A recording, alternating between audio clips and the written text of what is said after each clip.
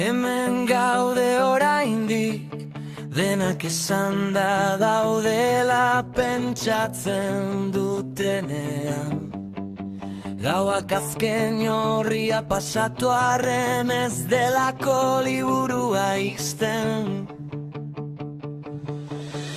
Argiak moteldu dira, baina begiek ikasi dute ilunean ikusten, eta gorputzek dakiten oiz jarraitu hitzik gabe.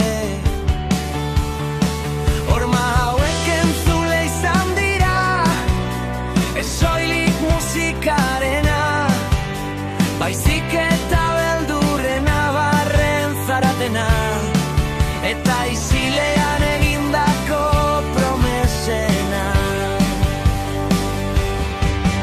Esan digute bukatzeko orduak agortzen direla, baina ez dute kontatu zer gertatzen den barruan denbora gelditzen denean.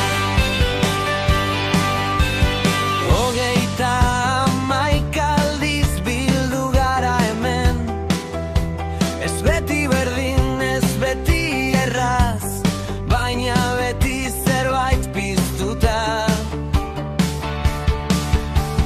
Batzuk lehen aldiz etorri dira, beste batzuk etxera itzuli bezala, eta denok ikasi dugu lekua ez dela horma bat, baizik eta elkar ukitzea, kantuek izena jarri diote, esateko ausartzen ez ginena, eta dantzak askatu du gorputzean gordeta zegoena. Nekea ere badago, bai, baina nekea ez da hutsunea, ibilitako bidearen froga baizik. Erautzak eratzen direnean, norbaitek berriz putz egingo du, eta sua ez da berdina izango, baina sua izango da. Bihar agertokia isilik egongo da, kableak bilduko dira, ateak itxiko, baina gaurko gau honek ez du giltzarik.